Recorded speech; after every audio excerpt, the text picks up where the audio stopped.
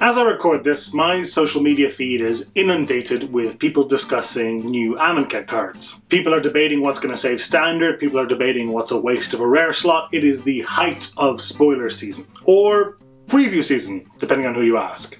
What's the difference between those two? What is a spoiler and what is a preview? And does it matter? Why do we have spoilers at all? I'm Dennis from Windmill Slam. Let's talk about spoilers.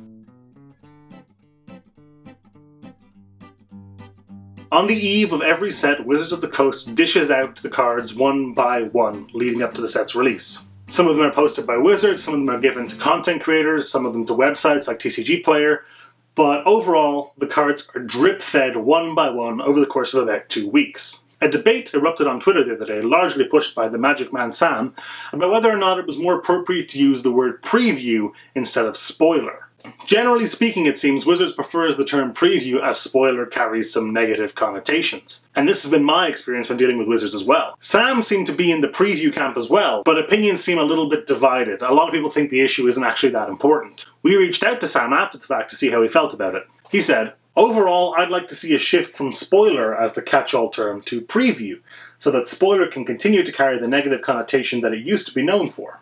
I don't think they're equal, and I much prefer preview from both a marketing and consumer standpoint."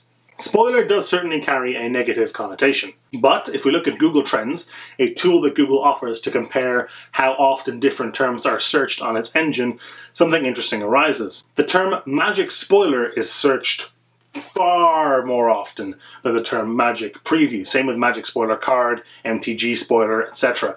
And it's by a pretty wide margin.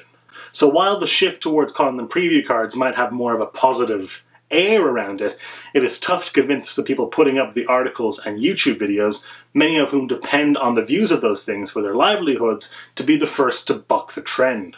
There's a bigger question here as well though. Do we need spoilers at all? Should Wizards simply release the whole set at once, like they do at the end of spoiler season, and have that be it? Some people in some comments certainly advocate this, but there's a couple of interesting things here. When a set comes out, people look for different things. If you're a Commander player, you're on the lookout for legendary creatures, or goofier, more fringe cards like As Foretold that might not necessarily see standard or modern play, but you can certainly fit into your EDH deck. If you are a devout standard player, you're looking for the next thing to shake things up. Are there answers to Heart of Kieran coming out? Is there a new blue counterspell that might make control good again? If you're a brewer, you're looking at fringe cards, and if you're a limited junkie, you're keeping an eye out for powerful uncommons and seeing how good the general removal is in the set. Now, all of these things would be true if the set were to all dump at once. All of these people would still look for and find these things. But we wouldn't have the conversations anymore, we wouldn't have the debates. A lot of the cards would get buried and lost in that time. Dealing them out over the course of the spoiler season gives you a lot more of a chance to look at them individually. The people that this would hurt most, though, are the content creators. The podcasts, YouTube channels, and blogs that get these cards to preview. I have a YouTube channel myself, Windmill Slam MTG, and we get a preview card, and I can speak from experience that it offers a huge draw and growth to your channel. Now sure, some people come, they look at the card, they leave a mean comment, and then they go on their way, but some of them stay, and I know personally that we see a bump in subscribers at Windmill Slam every time we post a preview card.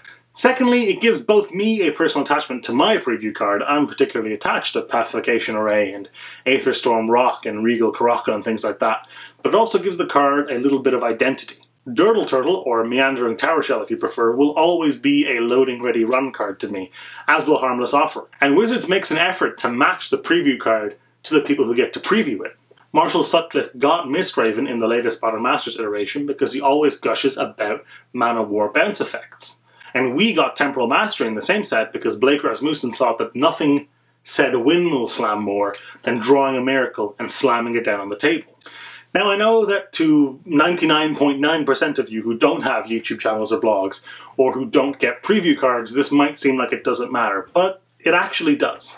Considering the size of its following, Magic has an incredibly diverse and rich pool of content creators. If you want a podcast about Commander, take your pick. If you want Magic the Gathering themed sketch comedy, you are spoiled for choice. And there is certainly no shortage of deck techs, gameplay videos, and high strategy articles available. A community like that needs fuel, it needs feeding.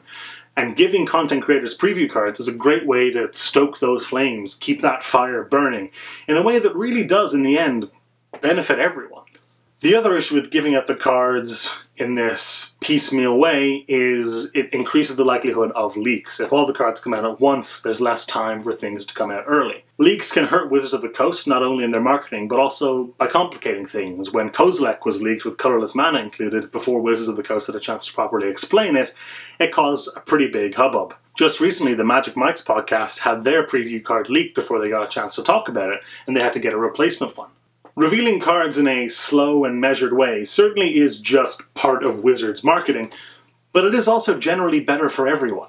If you're one of the people that wants to see the whole set at once, you can do that when the full preview comes out. And if you're one of those people that is annoyed by the talk and excitement about the new cards, though I'm not entirely certain that those people exist, you can avoid it. And you can also understand that while you might not like it, it does a lot more good than it does bad. Aside from helping content creators, giving the audience more content to consume, and spawning interesting conversation, it's just fun. Talking about new cards is fun.